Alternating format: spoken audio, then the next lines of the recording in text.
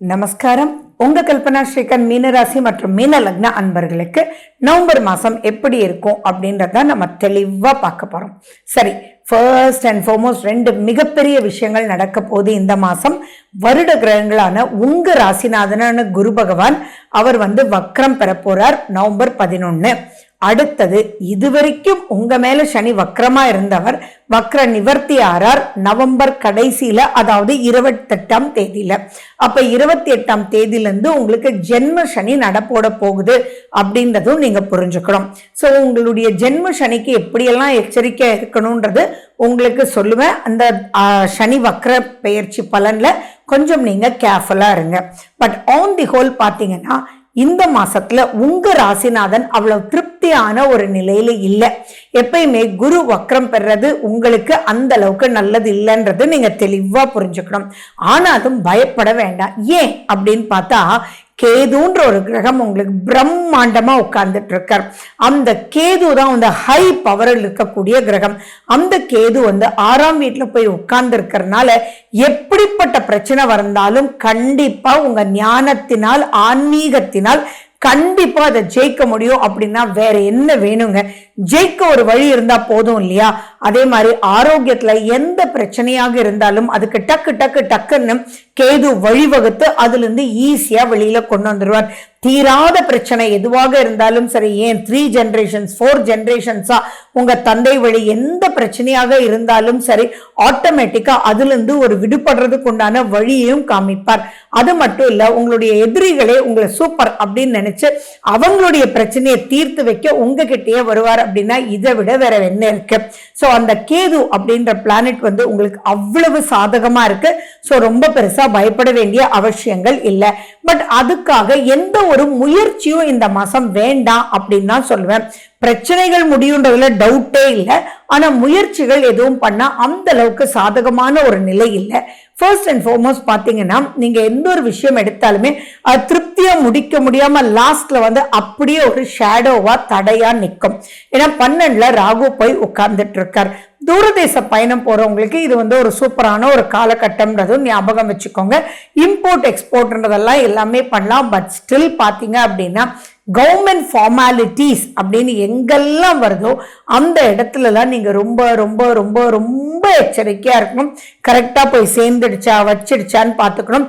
Risk அப்படின்றது உங்ககிட்ட இல்லாம நீங்க பார்த்துக்கிட்டீங்க அப்படின்னா தான் நிறைய விஷயங்கள் சாதகமா இருக்கு. அதே மாதிரி சிம்பிளா சொல்லணும் அப்படின்னா, நீங்க லைசன்ஸை மறந்துட்டு போனீங்கன்னா கூட உங்களை மட்டும் இப்ப நிப்பாட்டி ஃபைன் கட்டக்கூடிய அமைப்பு இங்க நிறைய இருக்கு. ஆக்சிடென்ட்ஸ் நடக்கக்கூடிய வாய்ப்பும் ரொம்ப ரொம்ப ரொம்ப அதிகமா இருக்கு. அண்ட் மேலும் டாக்குமெண்ட் சம்பந்தமா தொலைக்கிறதுக்கு உண்டான வாய்ப்புகளும் இருக்கு. அதே மாதிரி தங்கம் எங்கேயோ வச்சு நீங்க மறந்து போயிட்டீங்க, வெள்ளி எங்கேயோ வச்சு மறந்து போயிட்டீங்க, ஒரு முக்கியமான ஒரு பொருளை நீங்க தொலைச்சிட்டீங்க, எப்படின்னே தெரியல அப்படின்ற மாதிரி எல்லாம் நிறைய விஷயங்கள் இப்ப நடக்கிறதுக்கு இந்த நவம்பர் மாசம் காத்துட்டு இருக்கு. சோ நீங்க எந்த ஃபீல்ட்ல இருக்கீங்க, நீங்க எந்த வயதினரா இருக்கீங்க, நீங்க எந்த ஜாப்ல இருக்கீங்க, எந்த பிசினஸ்ல இருக்கீங்க அப்படின்றதெல்லாம் உங்களோட, அது எதுவாக இருந்தாலும் அலர்ட் அலர்ட் அலர்ட் அப்படின்ற சிம்பிள் மட்டும் ரொம்ப முக்கியமா நீங்க பார்த்துக்கணும். அதே மாதிரி வீட்டு பூட்டிட்டீங்களா அப்படின்றதெல்லாம் நீங்க கிராஸ் செக் பண்ணிக்கல அப்படின்னா நிறைய விஷயங்கள் பாதிக்கூடிய அமைப்பு இருக்கு. அதே மாதிரி உங்களுக்கும் உங்களுடைய லைஃப் பார்ட்னருக்கும் கொஞ்சம் ஃப்ரிக்ஷன் வர்றதுக்கு எக்கச்சக்கமான வாய்ப்புகள் இருக்கு. சோ தயவு செஞ்சு உங்களுக்கு கல்யாணம் 30 வருஷம் ஆயிருந்தாலும் சரி, இப்ப விட்டு கொடுத்து போகணும் அப்படின்ற தாட் ப்ராசஸ் ரொம்ப ரொம்ப ரொம்ப முக்கியம். புதுசா கல்யாணம் ஆனவங்க ரொம்ப ரொம்ப ஜாக்கிரதையா இருக்கணும். ஏன்னா இப்ப நடக்கக்கூடிய சம்பவங்களை வச்சு அவங்க அப்படித்தான் அப்படின்னு நினைச்சு ராங்கான ஒரு டிசிஷன் தயவு செஞ்சு எடுத்துட வேண்டாம். இது ரொம்ப ரொம்ப நான் கேட்டுக்கிற வேண்டுகோள். ஏன்னா இதெல்லாம் தான் நாங்க எங்களுடைய கன்சல்டிங்ல பாக்குறோம். டக்குன்னு அது எப்படி ஒரு மாசத்துல எல்லாம் முடிவுகள் எடுப்பீங்கன்றதே புரியல. அண்ட் இன்னைக்கு இருக்கக்கூடிய காலகட்டத்தை பத்தி தெரியவும் இல்லை. ஸோ அதனால ரொம்ப கேர்ஃபுல்லா இருங்க புதுமண தம்பதிகள்.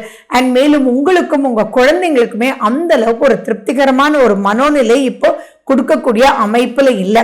ஸோ உங்க குழந்தைங்க எந்த வயதினரா இருந்தாலும் சரி, அப்போ ஃபார் எக்ஸாம்பிள் குழந்தைங்களா இருந்தாங்கன்னா அவங்களுக்கு அலர்ஜி ஆகக்கூடிய வாய்ப்புகள் அதிகமா இருக்கு. டாக்டர் செலவு காமிக்குது. அண்ட் மேலும் பார்த்தீங்கன்னா அவங்களுடைய உணவு வகையில் கொஞ்சம் கேர்ஃபுல்லாக இருங்க. ஃப்ரெஷ்ஷாக சமைச்சு கொடுங்க. அவங்க மேலேருந்து கீழே குதிச்சு ஃப்ராக்சர் ஆகக்கூடிய அமைப்பு அந்த மாதிரி விஷயங்கள்லாம் இருக்கு.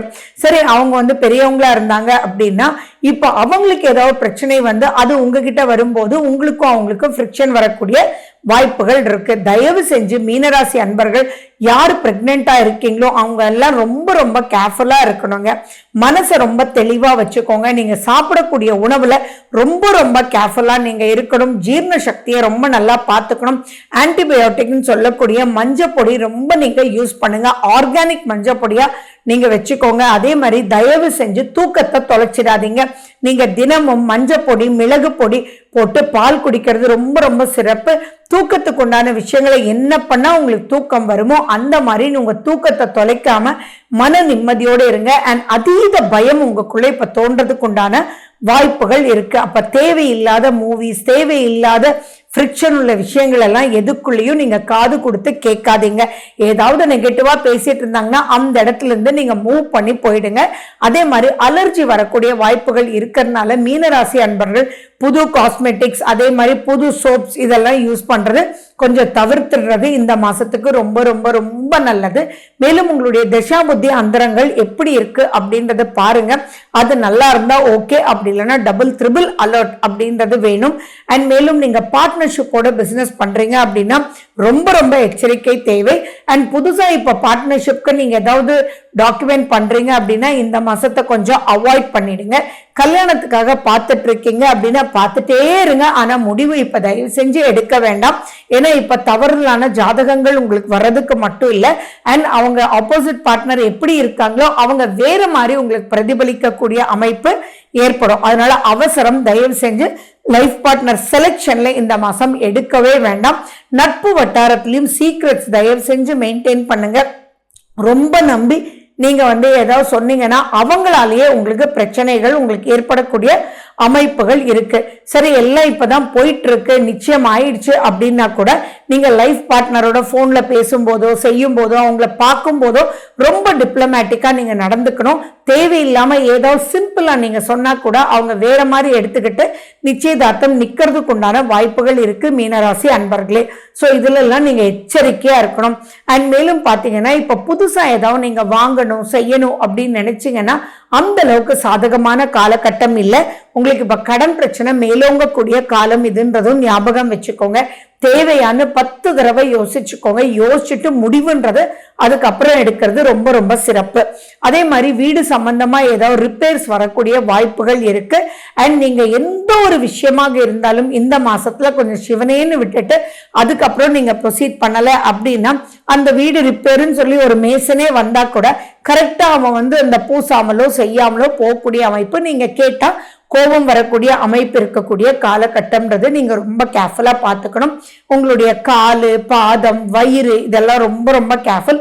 டேப்லெட்ஸ் எக்காரணத்தை கொண்டு மிஸ் பண்ணிடவே வேண்டாம். பட் ஸ்டில் நெகட்டிவா இதெல்லாம் ஃபேஸ் பண்ணீங்களோ அதெல்லாம் ஓவர் கம் பண்ணிடுவீங்க. புதுசா எந்த ஒரு விஷயத்தையும் நீங்க செய்யாம இருக்கிறது ரொம்ப ரொம்ப முக்கியம். சோ இதுக்கு நீங்க என்ன பண்ணணும் அப்படின்னா லட்சுமி நரசிம்மனுடைய ஸ்லோகம், குரு பகவானுடைய ஸ்லோகம், அம்மன் கோயிலுக்கு போயிட்டு வாங்க. இதெல்லாம் நிறைய உங்களுக்கு ஹெல்ப் பண்ணும். So wish you good luck. வாழ்க வளமுடன். நன்றி, வணக்கம்.